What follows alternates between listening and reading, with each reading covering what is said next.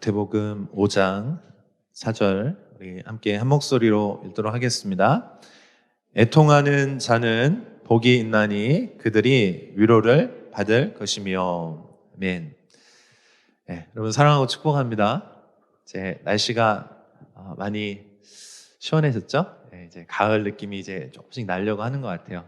우리 사랑하는 우리 성도님들, 무더운 여름 정말 수고하셨는데 이제 또 가을이 오니까 여러분 안에 그 하나님의 위로와 또 기쁨과 평강이 있으실 수 있기를 축복합니다.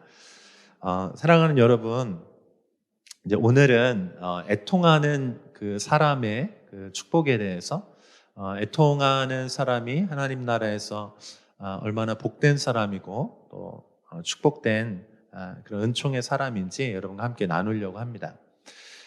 우리가 운다라고 할 때, 이 운다라고 하는 것은 우리의 감정의 표현이라고 할 수 있겠죠. 그래서 슬픔에 대해서 표현하는 것이 울음이고, 또 기쁨에 대해서 표현하는 것이 이제 웃음이죠. 그런데 참 신기하게도 이 울음과 웃음은 감정의 방향으로 말하면 정반대이죠. 그런데 이 두 개의 감정이 극쪽으로 가면 그것이 둘이 만납니다. 그래서 여러분 너무 슬퍼서 막 울어본 적 있으신가요? 최근에 좀 그런 적 있으신 분들 계신지 모르겠어요. 막 울다 보면은요 마음이 시원해집니다. 그리고 어떤 때는요 막 울다 보면 왜 그런지 모르겠는데 갑자기 웃음이 터져나요. 여러분 그런 거 경험해 본 적 있으신가요? 또 어떤 때는요 막 재밌게 웃는데요 웃는데 눈물이 나올 때가 있어요. 그게 이제 우리의 그 마음이 그렇게 우리의 감정들이 이제 연결되어 있기 때문에 그렇습니다. 오늘은 우리가 애통하는 사람에 대해서 함께 살펴보려고 하는데, 예수님께서는 뭐라고 말씀하십니까? 애통하는 사람이 복이 있다는 것이죠. 그 사람이 행복한 사람이란, 왜냐하면 그에게 하나님의 위로가 있기 때문이다라고 말씀을 하고 있습니다. 여기 애통이라고 하는 단어는 그리스어로, 헬라어로 펜데오라고 합니다. 한번 따라해 보시겠어요? 펜데오. 네, 펜데오라고 하는데, 히브리어로 이제 같은 단어로는 에벨 또는 아발이라고 하는 단어가 이제 해당이 됩니다. 이것은 이제 우리가 보통 슬픈 영화나 드라마를 보면 이제 눈물이 나죠. 그런데 그런 정도의 눈물이 아니고, 이 눈물은 어떤 눈물이냐면 참을 수 없어서 터져 나오는 울음을 의미를 해요. 끊어지는 육체적 고통을 수반하는 울음, 또 견딜 수 없어서 우는 그런 울음을 말합니다. 이제 대표적으로 이제 성경에 애통이라고 하는 단어가 이제 여러 번 등장하는데, 그래서 성경은 사실은 우리가 성경 읽다 보면은 이렇게 행복하게 웃는 그런 내용들보다는 우는 내용이 사실은 더 많습니다.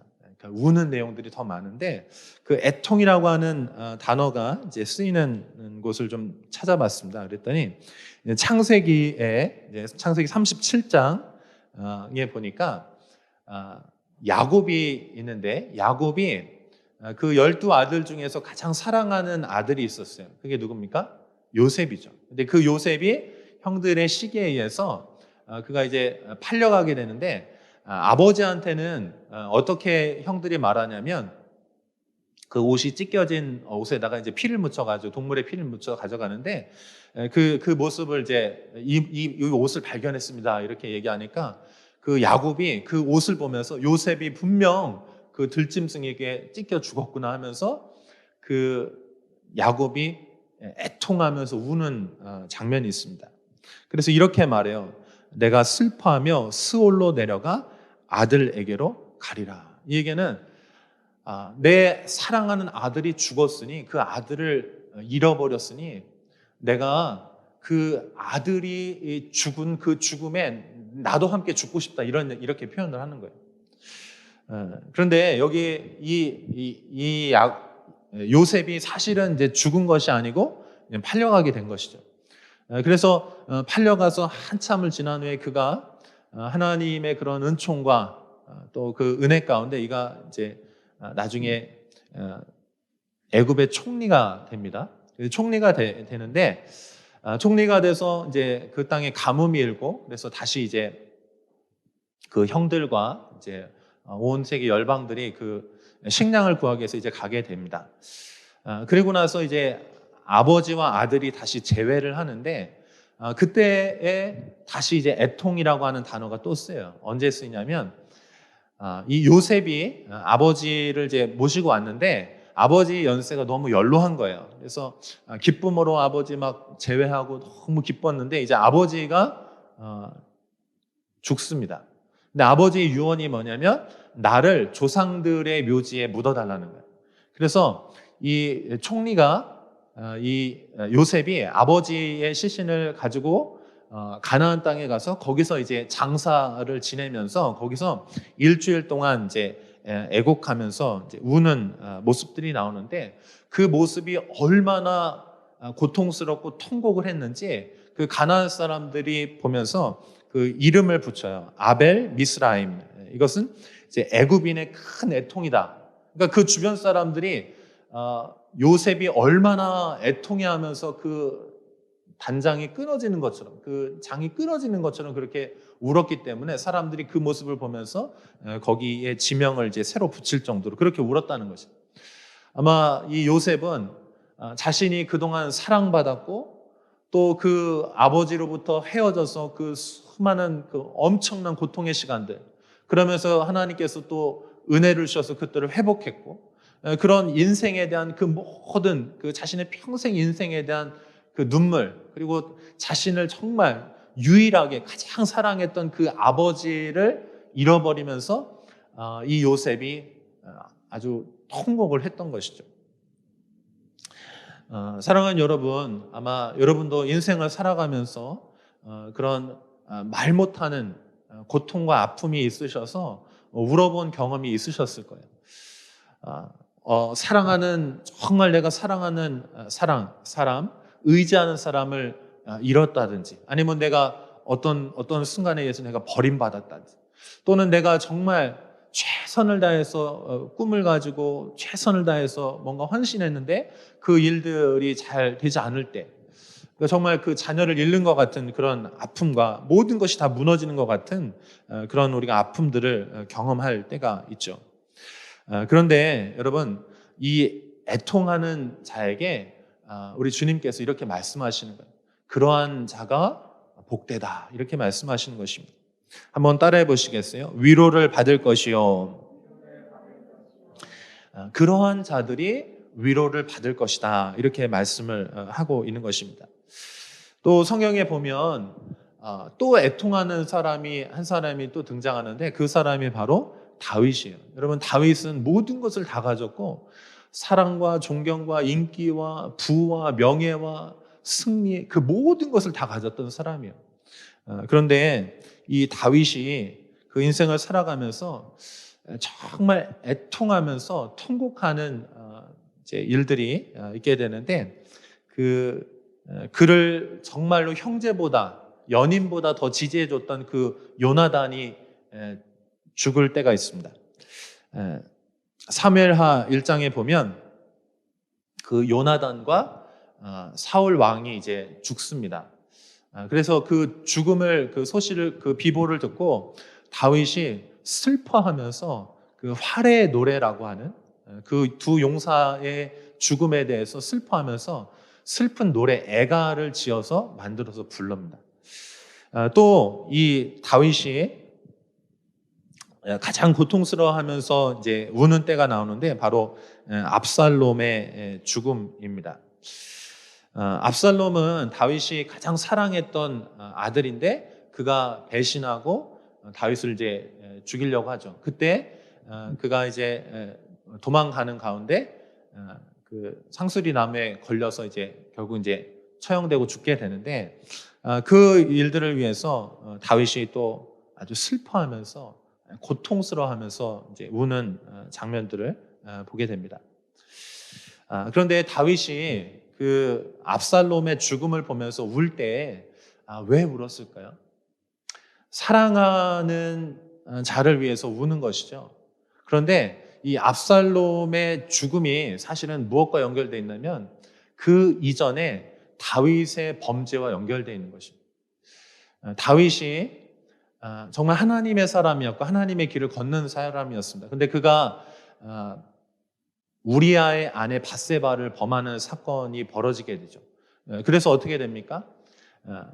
하나님께서 나단 선지자를 통해서 그 숨겨졌던 죄를 확 드러내세요.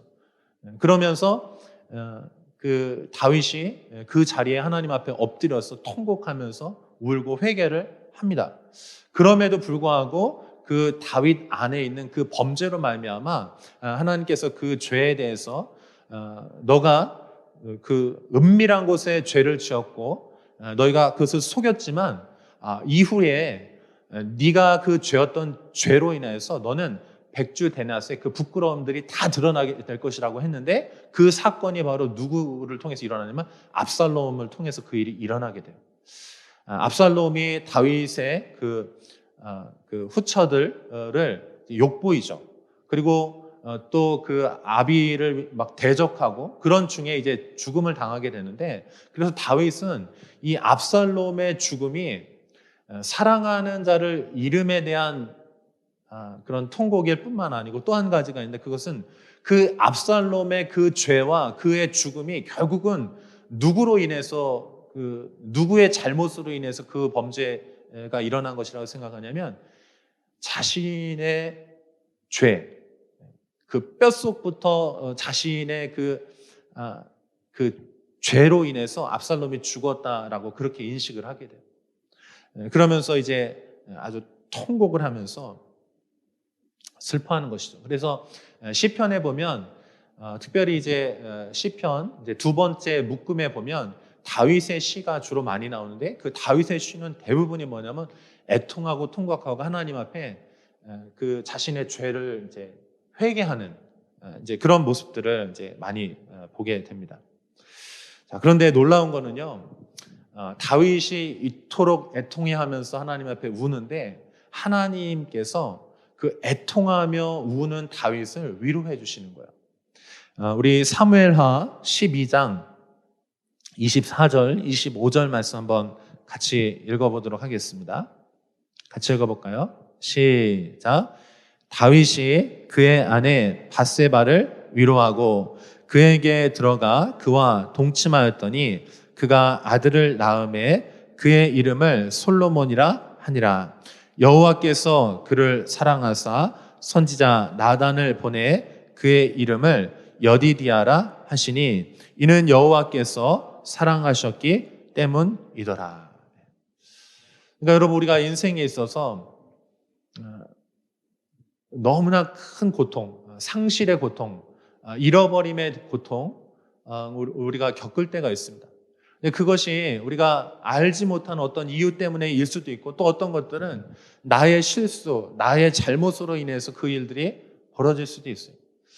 근데 여러분 어떠하든지 간에 하나님 앞에서 그 문제를 가지고 애통하면서 울면서 그 문제를 하나님 앞에 가져가는 사람들은요 하나님의 위로가 임하는 줄로 믿습니다. 그 이전의 사건이 정말 이해할 수가 없어요. 그 문제가 벌어진 그 고통에 대해서 그 사건이 왜 벌어졌는지 정말 너무나 아프고 이해할 수 없는 일들 또는 누구에게 핑계댈 수가 없어요. 그게 나 잘못이기 때문에.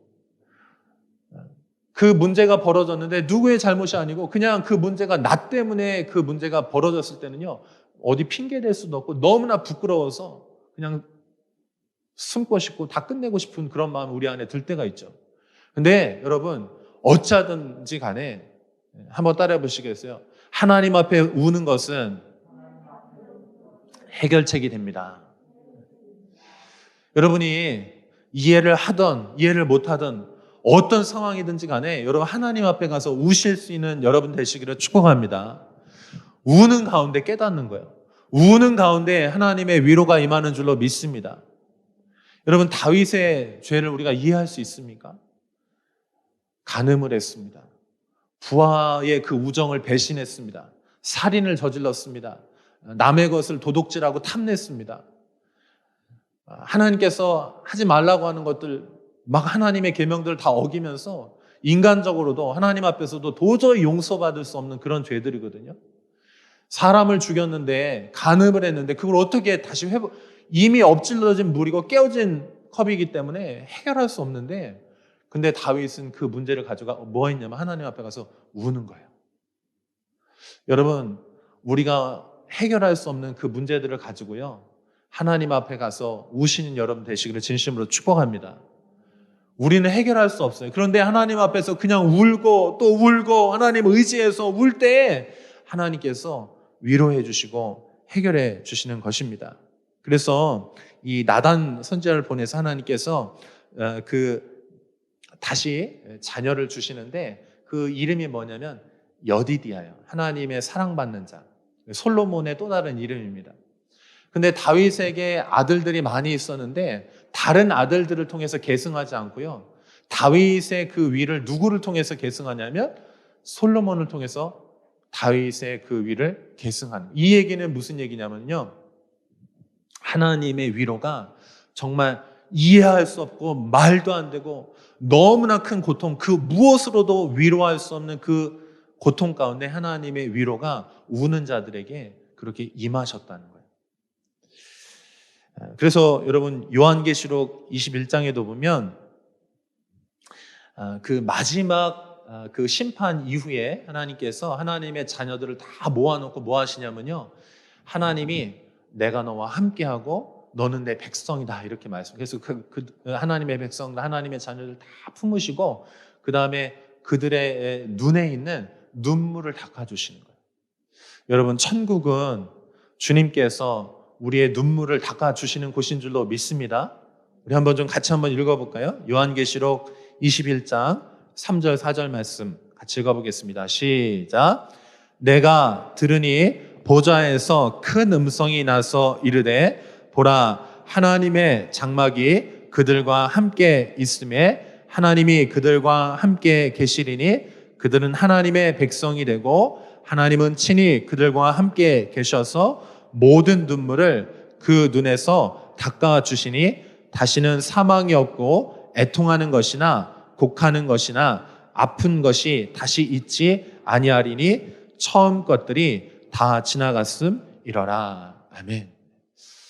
사랑하는 여러분, 사랑하는 여러분의 그 상황 도저히 이해할 수 없고 그 상실과 그 아픔으로 인한 여러분의 그 마음 가운데 하나님의 천국의 위로가 함께 하시기를 진심으로 축복합니다.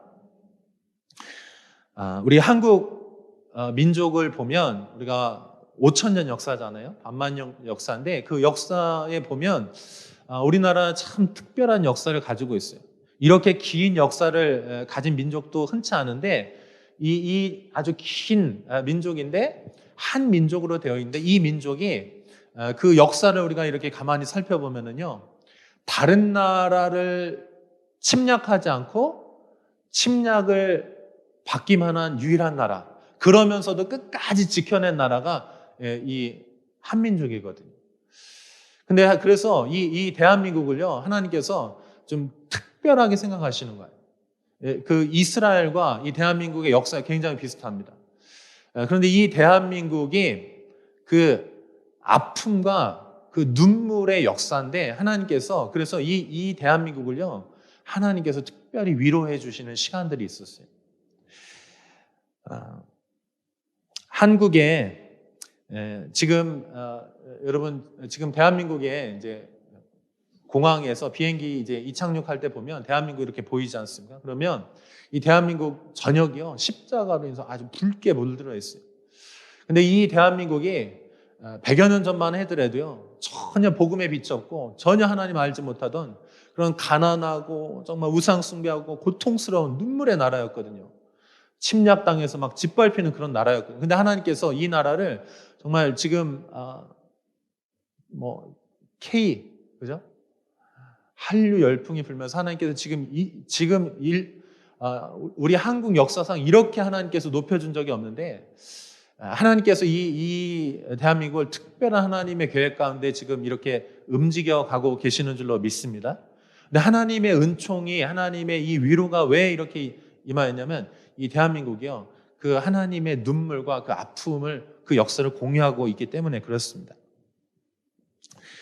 특별히 1907년도에 이 한국에 엄청난 하나님의 그 부흥이 임했었는데, 그 평양 대부흥으로 우리가 알려져 있는데, 동양의 예루살렘이라고 일컬으면서 큰 하나님의 부흥이 있었는데, 이 부흥이 어떻게 시작됐냐면 그 캐나다에서 오신 하디라고 하는 선교사님이, 그분이 이제 눈물의 고백을 하면서 회개하면서 그 눈물의 회개가 시작이 되어서 한국 교회에 엄청난 부흥이 이제 시작이 되었습니다.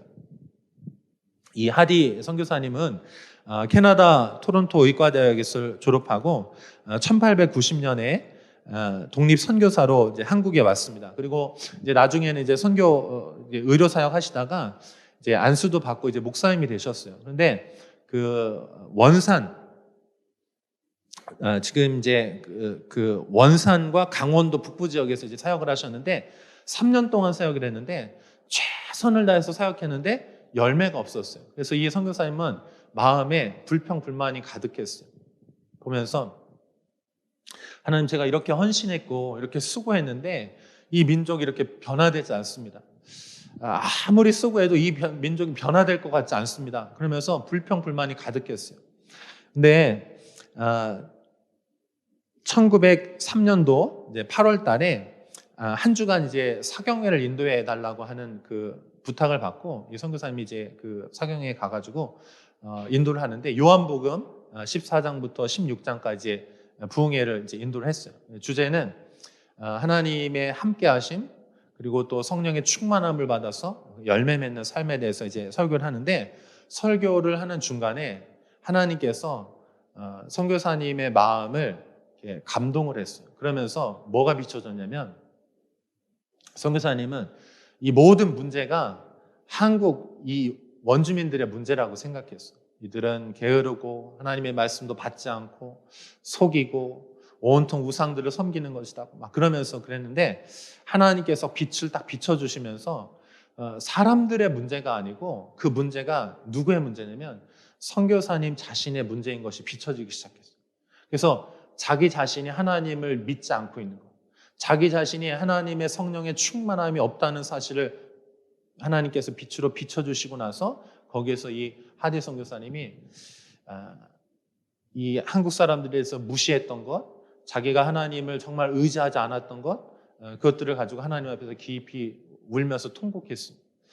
그런데 놀라운 거는요, 이 한 사람이 회개하기 시작했는데 그 회개와 눈물의 고백들이 그 집회에 참여하고 있던 사람들에게 흘러가기 시작했어요. 그래서 그 사경에 눈물바다가 됐습니다. 그리고 나서 그 눈물바다가 되면서 그 참석했던 지도자들, 영적인 지도자들이 막 변화되기 시작했어요. 그리고 또 그들이 가는 곳곳마다 계속해서 그 애통과 통곡과 회개의 물결들이 막 흘러가기 시작했습니다. 그러면서 이것이 이제 1907년도까지 연결이 되면서 한국교회에 엄청난 그 부흥의 역사들이 일어나게 되었습니다.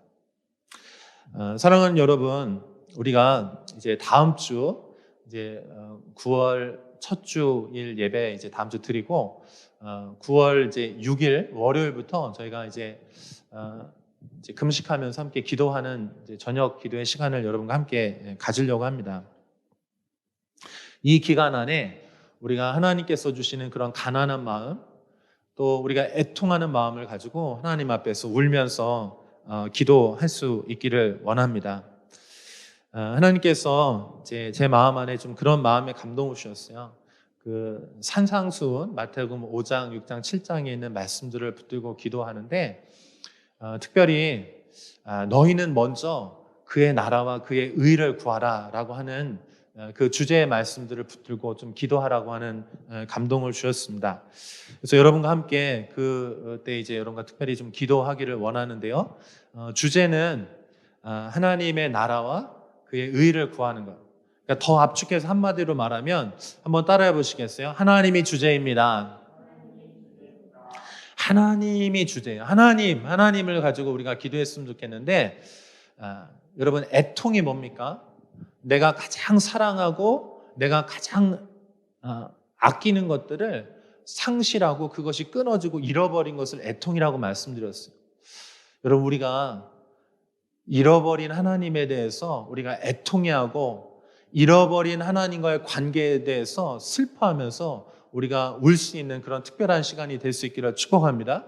하나님께서 우는 자들을 위로해 주실 줄로 믿습니다. 그것이 약속이에요. 우리가 다른 어떤 것도 할 수 없어요. 하나님의 능력으로만 우리가 하나님과의 관계가 회복되어서 하나님을 얻게 될 때에 다른 모든 것들이 회복되어지게 될 줄로 믿습니다. 지금 사실 여러분 다른 것이 문제가 아니고 우리가 사실 하나님을 잃어버린 것, 그것을 가장 애통해하면서 우리가 울어야 될 줄로 믿습니다. 우리의 다른 문제가 아니고요. 결국은 하나님을 잃어버린 것. 그래서 하나님을 찾고 구하고 가난한 마음으로 애통하는 마음으로 하나님 앞에 나오게 될 때 하나님께서 그러한 자들에게 위로를 주실 것입니다. 도저히 이해할 수 없고 회복이 불가능하다라고 하는 그 상황 가운데 하나님께서 안아주시고 품어주시고 붙들어주시고 그들의 눈물을 닦아주셔서 하나님의 놀라운 치유와 회복, 하나님의 새로운 하나님의 길이 열려지게 될 줄로 진심으로 믿습니다. 우리 함께 기도하겠습니다.